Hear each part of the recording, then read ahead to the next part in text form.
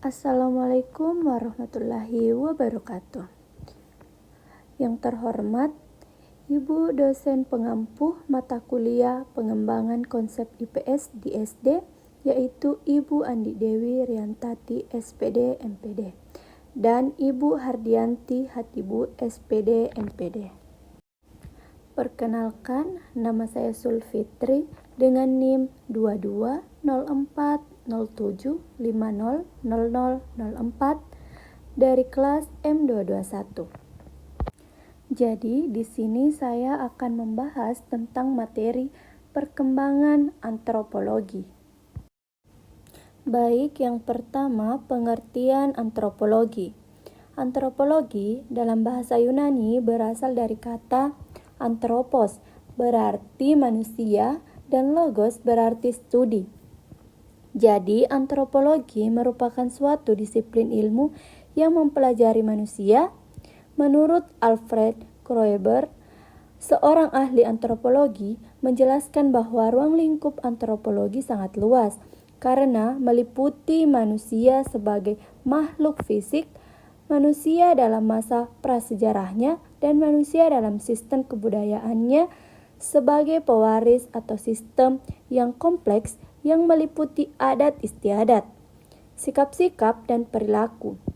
Antropologi juga bisa dianggap sebagai ilmu pengetahuan yang mempelajari manusia sebagai anggota masyarakat, yang mempelajari sisi fisik atau biologis, cara produksi, tradisi, dan nilai-nilai yang membuat pergaulan hidupnya. Jadi manusia dapat ditinjau dari dua sisi, yaitu manusia sebagai makhluk biologis dan manusia sebagai makhluk sosial budaya. Selanjutnya yang kedua, tokoh-tokoh antropologi. Yang pertama, golongan musafir adalah A.A. Bastian, seorang dokter kapal berbangsa Jerman yang telah keliling ke berbagai benua pada permulaan abad ke-19. Di antara catatan-catatan perjalanannya mengenai berbagai daerah tertentu di Afrika Barat, India, Cina, Australia, Kepulauan Oseania, Meksiko, dan Amerika Latin. Ia pernah menulis 3 jilid etnografi mengenai kebudayaan suku-suku bangsa di Indonesia. Yang kedua, golongan penyiar agama Nasrani sangat banyak jumlahnya. Cukup disebut seorang saja, sebagai contoh ialah J.F. Lafitau, seorang pendeta agama Katolik bangsa Prancis yang pernah bekerja di daerah sungai di Amerika Utara dan Kanada Timur sebagai penyiar agama dan menulis sebuah etnografi yang klasik tahun 1724 tentang kebudayaan suku-suku bangsa India yang hidup di daerah sungai tersebut. Yang ketiga, golongan eksplorasi adalah N.N. Mikloko Maklay, seorang bangsa Rusia yang banyak mengembara di daerah Oseania di Lautan Teduh dan yang pernah mengunjungi Papua Nugini dan Irian Jaya.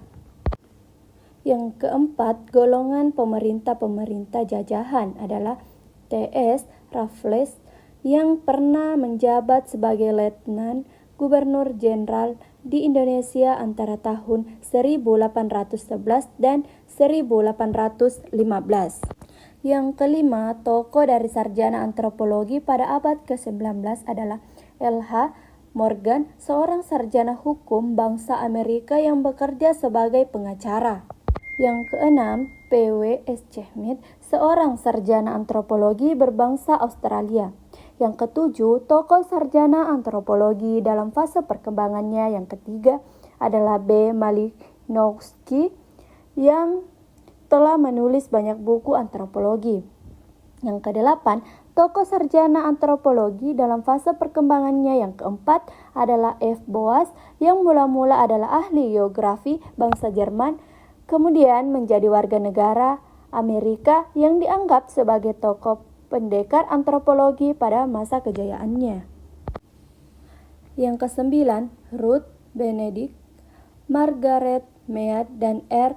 Litnon adalah tokoh antropologi wanita yang lebih mengarah tentang antropologi psikologi.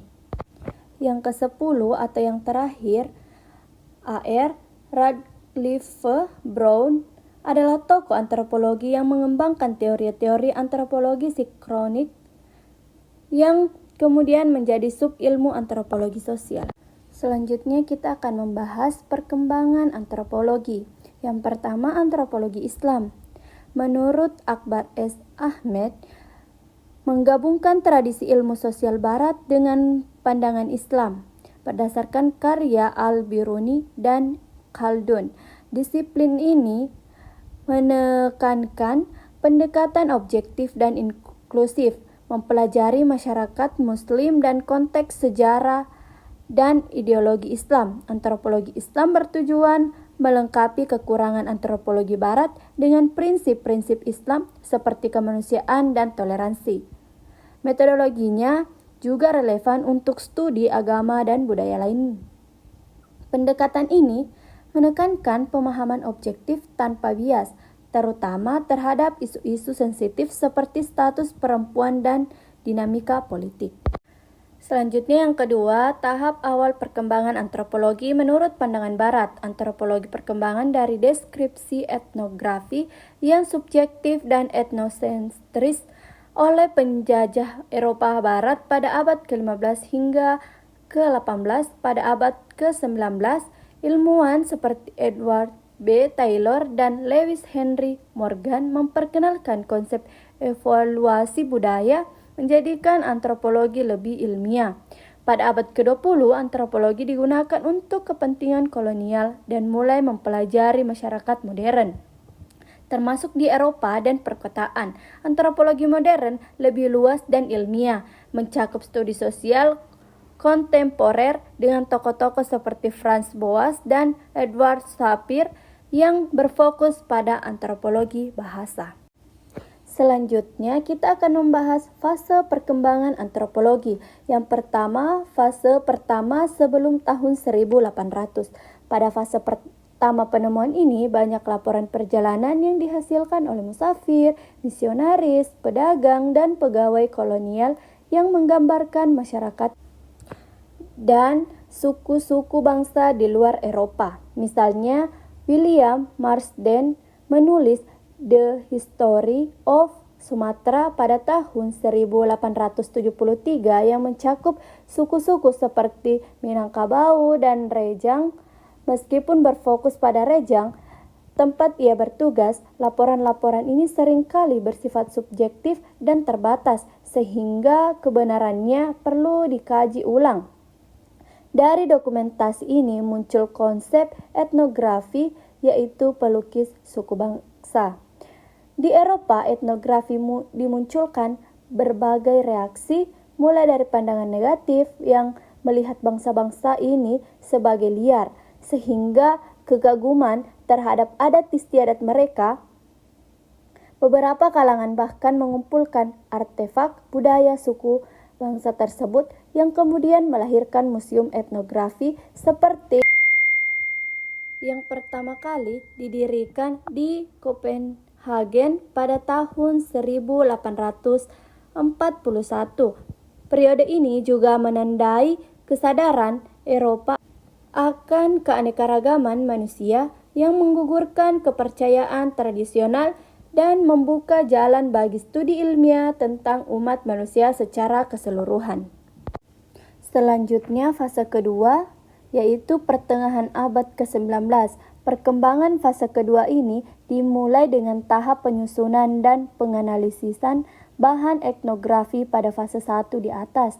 Bahan-bahan yang tertuang dalam lukisan suku-suku bangsa terutama di luar Eropa telah menimbulkan kesadaran di kalangan terpelajar khususnya Eropa Barat mengenai beraneka ragam ciri-ciri ras, bahasa, dan fenomena budaya umat manusia. Dalam babakan ini sudah muncul konsep cara berpikir evaluasi masyarakat yang secara garis besar intinya adalah bahwa masyarakat kebudayaan manusia telah berevolusi dengan sangat lambat dalam jangka waktu ribuan tahun lamanya dari tingkat yang rendah dan melalui beberapa tingkat antara sehingga sampai ke tingkat tertinggi secara kompleks. Pada dasarnya, semua kelompok manusia di muka bumi mengalami proses demikian. Oleh karena proses itu terjadinya tidak merata dalam waktu bersamaan. Dapatlah dipahami kalau pada masa sekarang ini ada kelompok manusia yang hidup dalam tingkat evolusi budaya dan sosialnya tinggi, tetapi ada juga masyarakat yang belum banyak berubah sejak zaman dahulu hingga makhluk manusia sekarang. Pada fase perkembangan kedua ini, antropologi menjadi satu ilmu yang bersifat akademikal dengan tujuan mempelajari manusia dan masyarakat serta kebudayaannya yang primitif, dengan maksud untuk mendapatkan suatu pengertian tentang tingkat-tingkat kuno dalam sejarah evolusi dan sejarah penyebaran kebudayaan manusia. Selanjutnya fase ketiga, permulaan abad ke-20. Perkembangan pada fase ini sangat erat kaitannya dengan eksistensi kolonialisme, imperialisme negara-negara Eropa dan Amerika Serikat. Walaupun negara ini bukan negara kolonial, mereka berkuasa atas negara-negara bagian. Karena itu, apabila ingin mengenal suatu daerah, hanya ada satu cara, yakni memahami dan mengenali tabiat serta sikap watak yang khas dari suatu wilayah dan suku bangsa yang bersangkutan. Pada fase ini, antropologi menjadi suatu ilmu yang praktis dengan tujuan mempelajari masyarakat dan kebudayaan suku-suku bangsa di luar Eropa guna kepentingan pemerintah kolonial dan guna mendapatkan suatu pengertian tentang masyarakat masa kini yang kompleks. Selanjutnya, fase keempat, sesudah kira-kira tahun 1930. Setelah tahun 1930, antropologi semakin mendapat perhatian luas baik dari pemerintah maupun akademis. Bagi pemerintah, antropologi menjadi alat praktis untuk memahami kehidupan masyarakat jajahan, sementara akademis menggunakan disiplin ini untuk memahami perkembangan sosial masyarakat baik yang sederhana maupun kompleks. Pada masa ini, pengaruh teori evaluasi sangat luas dengan keyakinan bahwa masyarakat berkembang dari yang primitif menuju yang lebih kompleks. Antropologi mulai menggunakan metode ilmiah untuk meneliti tidak hanya masyarakat non-Eropa yang dianggap primitif, tetapi juga masyarakat pedesaan di Eropa. Simposium internasional yang dihadiri 60 tokoh antropologi pada masa ini merumuskan kembali ruang lingkup dan tujuan antropologi yang dibagi menjadi dua, yaitu akademis untuk memahami manusia secara umum dan praktis untuk membangun masyarakat. Tokoh penting fase ini adalah Franz Boas, seorang antropologi Amerika dengan latar belakang geografi Jerman yang mempelajari beragam aspek fisik, sosial, dan budaya manusia bersama tokoh-tokoh lain seperti A.L. Kroeber, Ruth Benedict, Margaret Mead, dan Ralph Linton. Itulah tadi penjelasan tentang materi perkembangan antropologi. Sekian dari saya. Wassalamualaikum warahmatullahi wabarakatuh.